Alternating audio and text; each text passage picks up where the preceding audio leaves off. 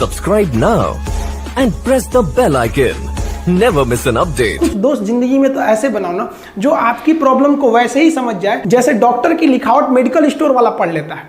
और एक बात और, ये जो अच्छी किताबें होती हैं और अच्छे दोस्त होते हैं ना, जल्दी समझ में नहीं आते हैं, लेकिन इसलिए दोस्ती बहुत अच्छे सोच समझ के कीजिएगा, क्योंकि कहा जाता है कि एक आम 10 आम को सड़ा सकता है, लेकिन 10 अच्छा आम एक सड़े हुए आम को कभी ठीक नहीं कर सकते हैं।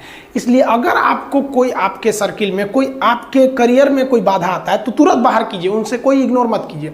जिंदगी जो है ना वो एक एग्जाम की तरह है, और इस एग्जाम में ना ज़्यादातर लोग फेल हो जा रहे हैं। क्यों फेल हो रहे हैं? क्योंकि वो एक दूसरे का नकल कर रहे हैं और उनको पता ही नहीं है कि सबका क्वेश्चन पेपर अलग है, इसीलिए फेल हो रहे हैं। तो जिंदगी में सबकी समस्याएं अलग होती हैं। आप दूसरे की समस्या से केवल साहस ले सकते हैं, उसका तरीका नहीं अपना सकते। हिम्मत बनाए रखिए कि नहीं, हमें भी इस सफलता को पाना है। और ये जिंदगी जो है ना एक अजीब सी रेस है यार, समझ में नहीं आता है। अगर तेज भागिएगा तो आपके अपने पीछे छूट जाएंगे, और धीमे दौड़िएगा तो आपके अपने ही आपको पीछे छोड़ के चले जाएंगे।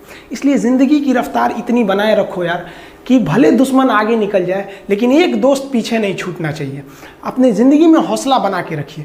पतंग को पता होता है कि उसका अंत एक कचड़े में जाकर होगा, लेकिन उससे पहले उसे आसमान छूकर दिखाना होता है। पहाड़ों को चीरते हुए जब नदी निकलती है ना तो कभी नहीं पूछती है कि समुंदर अभी कितना दूर है, और नदी में गिरने से तो कभी किसी की मौत नहीं होती है। मरता तो वही है जिसे तैरना नहीं आता है। तो हम सब परिस्थितियों के आगे हार जाते हैं, हम हार जाते हैं। परिस्थितियां सबके सामने होती है, जो डट के रहा उसे मंजिल मिली, और जो नहीं डटा वो हार के चला गया।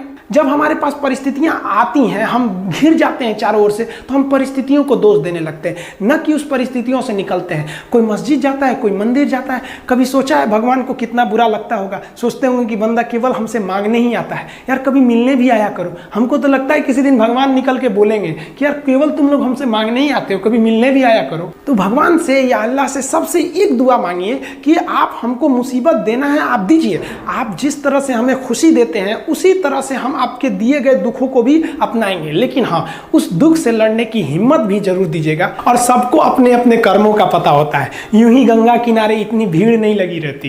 देखिए जिंदगी में आपसे भी कुछ गलतियां होंगी, और गलती किससे होती है? जो काम करता है, मेहनत करने वालों से ही तो गलतियां होती है। निकम्मों की तो पूरी जिंदगी निकल जाती है दूसरों में कमी ढूंढते ढूंढते। देखिए सफलता और असफलता में थोड़ा सा का अंतर है। सफलता आपका परिचय दुनिया के सामने कराएगी, और असफलता दुनिया का परिचय आपसे करा देगी। इसलिए सफल जरूर होइए।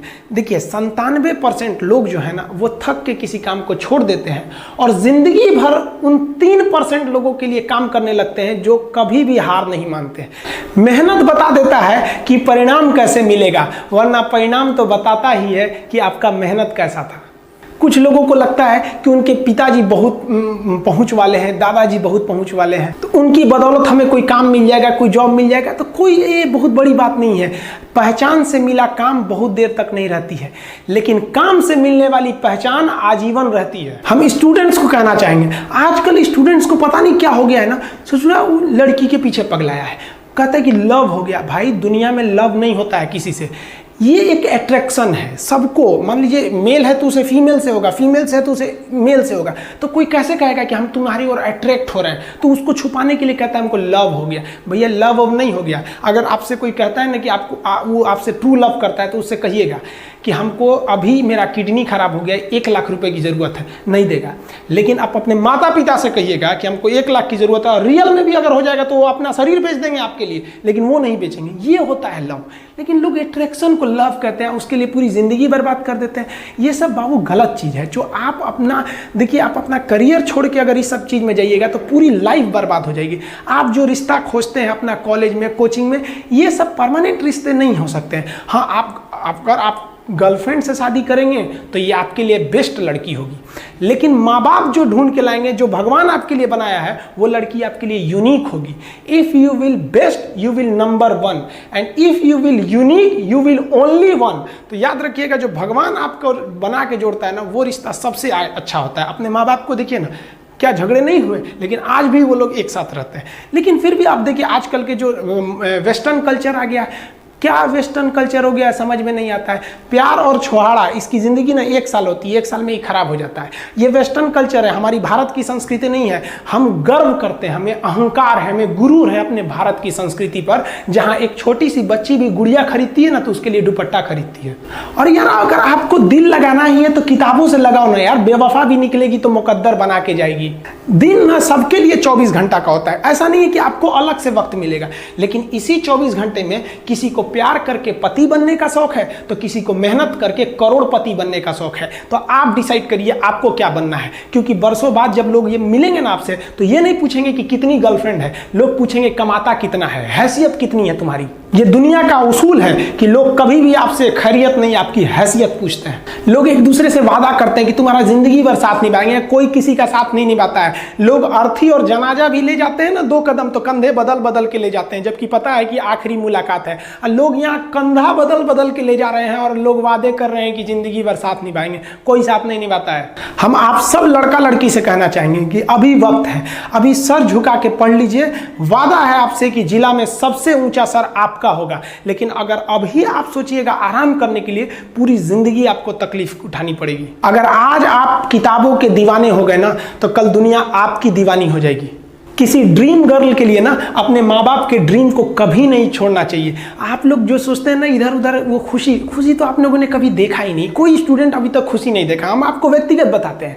देखिए खुशी कब मिलेगी आपको, जिस दिन आपको जॉब मिलेगा ना, और जो पहली सैलरी मिलेगी वो भी नहीं खुशी है।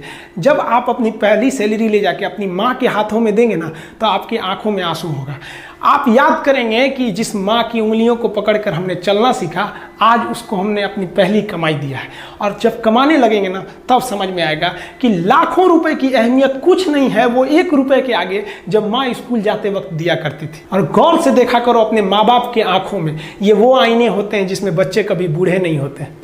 देखिए जीवन में ना अपने अंदर से अहंकार बिल्कुल निकाल दीजिएगा। अहंकार बहुत ही खराब चीज है। कहते हैं कि अहंकार में इंसान को इंसान नहीं दिखता, छत पे चढ़ जाओ तो खुद का मकान नहीं दिखता।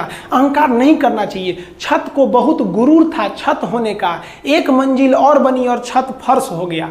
अहंकार कभी नहीं कीजिएगा। तूफान ज्यादा होती है तो कश्ती डूब जाती है, और घमंड ज्यादा हो जाती है तो हस्ती डूब जाती है। जिस दिन आपको घमंड होने लगे ना अपने आप के ऊपर कि हम बहुत बड़े हो गए हैं, हम बहुत पढ़ लिए हैं, हम बहुत सक्सेसफुल मैन हो गए, हम बहुत बड़े बिजनेसमैन, हम बहुत, मतलब जिस दिन आपको घमंड हो गया ना उस दिन आप शमशान घाट में जाके दिखेगा आपसे नायाब लोग, आपसे अच्छे अच्छे लोग वहां खाक बन गए। दुनिया में ना किसी से जलन नहीं रखनी चाहिए। देखिए माचिस जो होता है ना दूसरे को जला देता है, लेकिन कभी माचिस को देखें वो खुद को भी जला लेता है। अतः अगर आप दूसरे की बुराई करेंगे, दूसरे के पीछे रहेंगे ना तो इसमें आपका लॉस होगा। और अगर आपकी कोई बुराई कर रहा है ना तो आपको खुश होना चाहिए कि आप आगे बढ़ रहे हैं। बुराई उसी का लोग करते हैं जो आगे बढ़ रहा होता है, जो पहले गिरा हुआ है उसकी लोग क्या बुराई करेंगे। और जब भी आपकी कोई बुराई करे तो आप उसे सहज स्वीकार करें, और आप उसे प्रूव मत कीजिए कि हम ये नहीं हैं। हम लोग गलती क्या करते हैं स्टूडेंट लोग कि प्रूव करने लगते हैं। नहीं, आपको अपने आप को इंप्रूव करना है। अगर कोई गलती हो गई है, आपको कोई बुराई कर रहा है तो आप उसको सहज स्वीकार कीजिए। जिस दिन आपके अंदर अपनी बुराई सुनने की क्षमता आ गई, यकीन मानिए आप सफलता के दहलीज पे अपनी पहली कदम रख दिए उसी दिन। लोहा जो होता है ना उसे कोई नहीं तोड़ सकता है, लेकिन उसी लोहे के अंदर का जो जंग लग जाता है ना, धीरे धीरे दीमक की तरह उस लोहे को खदड़ते जाता है। इसलिए अपने अंदर अहंकार को मत लाने दीजिएगा।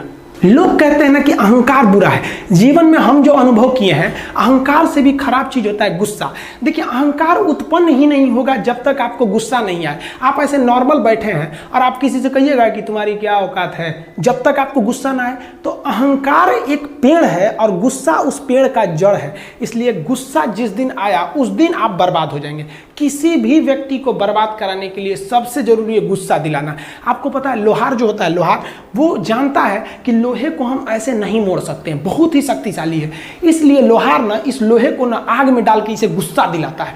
जब ये गुस्से से लाल हो जाता है ना तो जहां गुस्सा आया आप अपनी ताकत खो देते हैं, और ये लोहा अपनी ताकत खो देता है और एक मामूली हथौड़े के चोट से लोहा मुड़ जाता है। तो जिस दिन आपको गुस्सा आ गया समझ जाइए कि आप अपनी ताकत खो रहे हैं। जब हम जन्म लेते हैं तो जन्म से ही हमारी जीभ रहती है और मरने तक हमारे साथ जीभ रहती है, क्योंकि वो बहुत ही नरम रहती है, उसे गुस्सा वो बहुत हार्ड नहीं होती है। लेकिन जन्म लेने के बाद दांत आता है और दांत काफ़ी कड़ा होता है और मरने से पहले ही दांत चला जाता है। यानी अगर आप नरम रहेंगे तो काफ़ी लंबे समय तक रहेंगे, और जहाँ हार्ड होंगे आप वहीं आपका पतन चालू हो जाएगा। इंसान 3 साल में बोलना सीख जाता है, लेकिन उसे क्या बोलना है ये सीखने में उसे पूरी जीवन लग जाते हैं। शब्दों का इस्तेमाल बड़ा सोच समझ के कीजिएगा, ये आपके माँ बाप के दिए गए परवरिश का एक सबूत होता है। अतः आप अगर किसी से अपशब्द बात करते हैं तो सभ्य व्यक्ति आपको नहीं कोसेगा, बल्कि आपके माँ बाप को कहेगा कि इसे संस्कार नहीं सिखाया। ये शब्द जो होते हैं हमारी परवरिश का परिचय करा देते हैं। शब्द का इस्तेमाल भोजन की तरह करना चाहिए। जिस तरह से भोजन को बनाने के बाद थोड़ा सा चख लिया जाता है, उसी तरह शब्द को दूसरे के सामने बोलने से पहले एक बार जरूर चख लीजिएगा।